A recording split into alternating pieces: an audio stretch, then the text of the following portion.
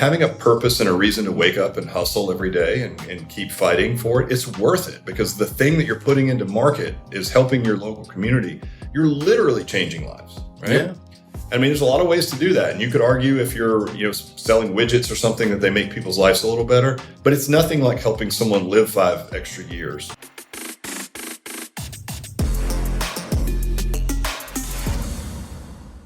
Hello, Matt. Rick, good afternoon, sir. Okay, glad to have you back in my Beats lab. Beats Lab, yeah. Just giving you a couple minutes here. We got training going on this week. I know, it's been really busy. And, after our 31 years or 31 ways to ruin your business after 31 years in business, then I had, Jesse on from Just Fitness Staffing, last week. So, yeah, it's always good to get back in the studio with you. Yeah, man. What you got going on today? Well, first we got to do dad jokes. Well, it was funny you mentioned that because I'm already laughing. Do you remember when plastic surgery was really taboo? Yes. Well, I mean, now you mention Botox and nobody raises an eyebrow. Hopefully you didn't read this one because I have used this already. What do you do with an elephant with 3 balls? I don't know. Walk them and pitch to the rhino. Oh, I love it. I love it. All right. So today, short and sweet, man. I think with all these franchise candidates, so to set this up for listeners, we just had what we call Discovery Day, which is the last step in the sales process. We had 7 groups here, all kinds of dynamic fantastic people. Yeah, man. Really smart people with IT backgrounds, people that play the NFL, people that have run other companies, just really, a guy who had exited a big construction business, just really, really sharp individuals. A guy who worked for with Gary Vaynerchuk and represents a lot of, just awesome. Yeah, super cool group. And what's interesting in franchising is, if you don't know about it, you would assume that someone that's looking at a fitness franchise would be looking at, if they were looking at anything else, it would be a different fitness franchise, right? And that's not always the case. Sometimes we have people that are looking at us and they're looking at a home services, like a roofing business or gutters, or, just name it, anything, right? Outdoor lighting. We've had some direct competitions, and I think the investment threshold was kind of similar for us and them. So it's really interesting because, I think if you're just in fitness, you think of just you against other fitness competitors. But in franchising, that's a separate business altogether. Yeah. It's like you against other investment opportunities. And that's the way you have to look at it. So as we were describing it to these guys, it got me thinking, what's so cool about being in the fitness business? And we can talk about the business reasons why it's cool as an investment, and then also just why it's a good business to be in overall. Sure. Well, I'm sure the investment's probably the first one. It is. I think, look, to get to a franchise structure, to even launch a franchise, the first thing that you have to solve is, can people get return on investment, right? Yeah. So can they make money with this business model? Yeah. Once you solve that, then it becomes about, what's a day in the life look like? What's my staffing going to look like? What are the things, is it brick and mortar? Or is it just a franchise where I just have a home office and then I go out to people's homes? There's a lot to consider around what you want to do around the day in the life of, but to your point, all has to start with, can I get return on investment? Is this going to make any money or not? It's kind of important. Yeah. A lot of the folks that we have, they're not leaving their day jobs, right? So this is something they're going to invest in, and it's going to be their objective to hire and lead really good people to be their operating partners in the business. That's going to be their main objective. So they don't have to be fitness experts. They don't have to be in the business. They're not going to go in there and service revenue per se, but there's still altruistic reasons why you would want to get into fitness, I think, too, right? Yeah, for sure. So I just have 3 things. Probably won't take 5-10 minutes. Us, so we'll string it out to 45. But number 1 is that everyone needs it. And what I mean by that, so this is top 3 reasons why I think fitness industry is cool. So everybody needs it. Now, what I mean by that is, I don't think there's anyone in this day and age that doesn't think that exercise and eating well will put you in a better place, or that you'll have a better lifespan, play span, quality of life, or anything if you exercise. I don't think that's lost on people. Would you agree? No, if anything, it's every day there's new evidence that supports it, right? Now the latest is they're finally figuring out that muscle mass is a big deal, right? Yeah. It used to be just weight. Now they're actually paying attention to some more of the body composition overall. Yeah. I've got some good guests coming up on the podcast that are not necessarily our normal format. we'll be doing them, via Zoom. But these are like aging experts that I'm gonna bring on to talk about exactly that. Mm-hmm. Like, what are we seeing around muscle mass? And like that should be, in some people's estimation, like a marker like blood pressure and other things that we measure, because it's so critical to lifespan, right, and health overall. As a matter of fact, I've heard someone state, like, we don't even have an obesity crisis. We have like a muscle mass crisis, right? Because those two things are so closely related that if you get your lean mass up, it's so much harder then to be truly obese, because of metabolic reasons and all kinds of other issues. So I can't wait to talk about those folks. But I think, to your point, everyone needs it. And whatever that exercise is, obviously there's a lot of ways to skin a cat. And some people think, oh, I'm going to start jogging, or I'm going to go walking. And I would say, if you're doing nothing, that any of those things would be better than nothing. Would you agree? Yeah. At first it's jogging. It's a silent J. Oh, it is? Like, wait. If something is better than nothing, I mean, it definitely is top of mind awareness to everybody now. It's something they teach. And it's like, I see in my kids, even in school, they're being taught in like kindergarten about, hell, I think my 5-year-old's doing yoga. I mean, oh, that's awesome. Yeah. I mean, they think it's really cool. Right. Well, and like, I think, when people then, and we've covered this before, but like the next question would be like, okay, it's a great business to be in, because the first reason is everyone needs it. Now, we are very niched down into who we go after, and a lot of that's based on price threshold because of the service that we offer. Sure. So we're not saying that we're for everyone. I'm just saying that it's not lost on people. We're not selling a concept that's brand new, like, hey, here's a cutting edge thing that you've never heard of that can help you with anti-aging and living longer and feeling better and losing weight and all that. Everyone understands that exercise is good. Everyone knows they need to do it, right?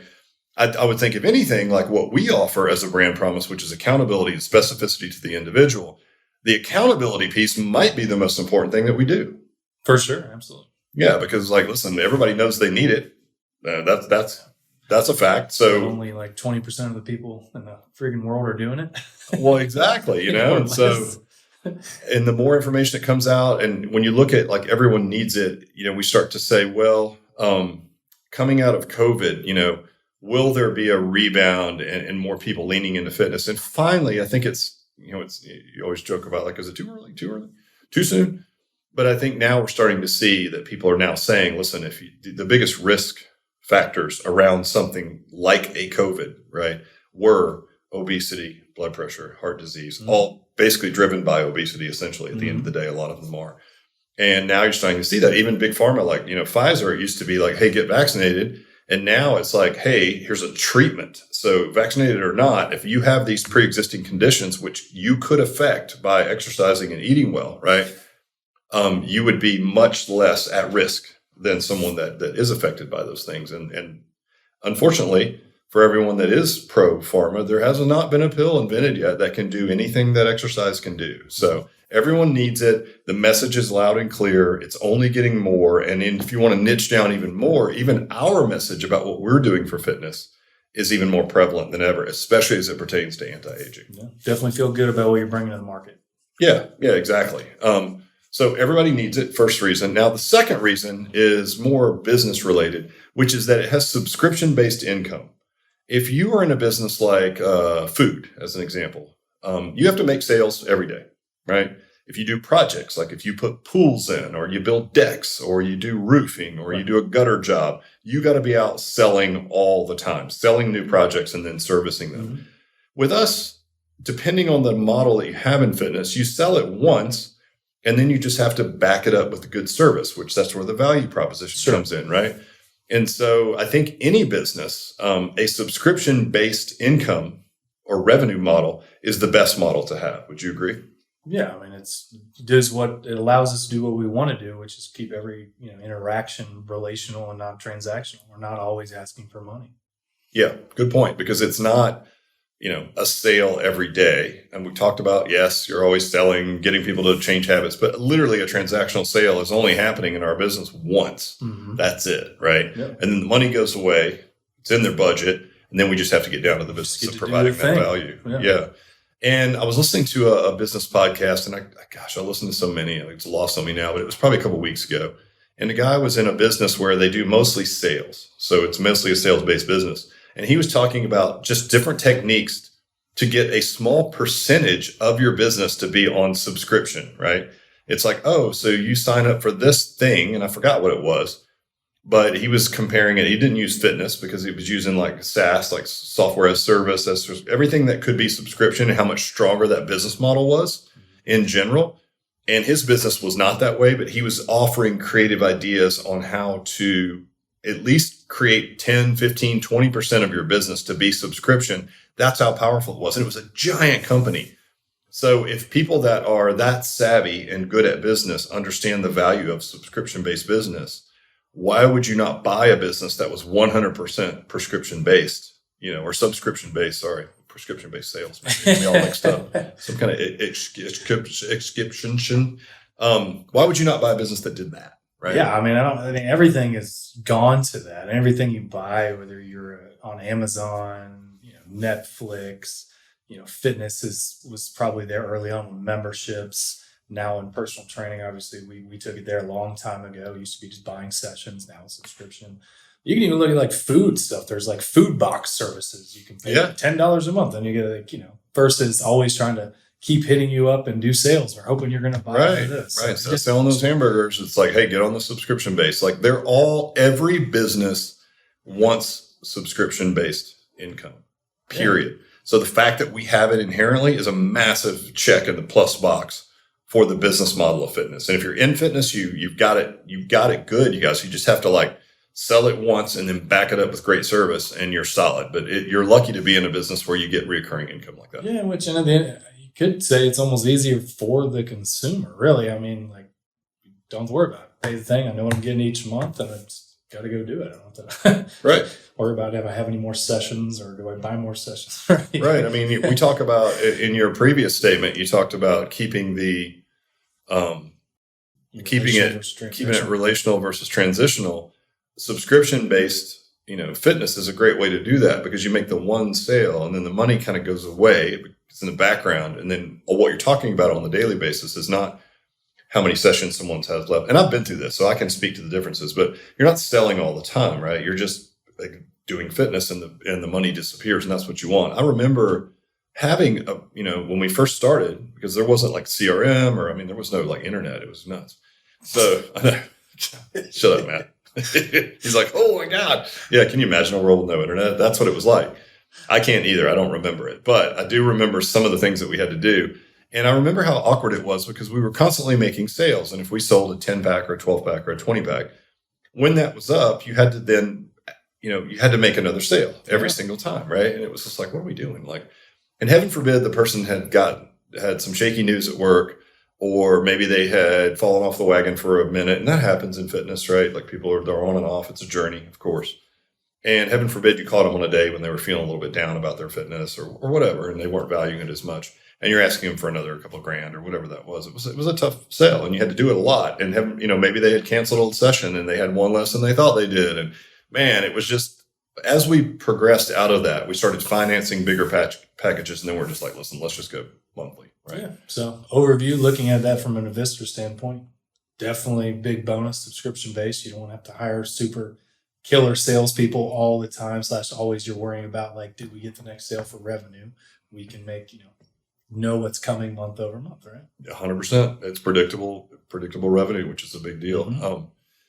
And in our model, we really lean on retention as our thing. And so for us, even more so, it's like ramp and then hold, right? And hold just means like, just do the thing that you're promising to do and you're going to be just fine. Take care of the people. Yep. And then lastly, I have do good. And so, the business, what does the business actually do? Because there's a lot of ways to make money. And I think sure, like someone having a new roof or some new gutters or whatever is amazing. But it's so easy to connect the dots between the purpose that your business has with fitness, because it's very clear, right?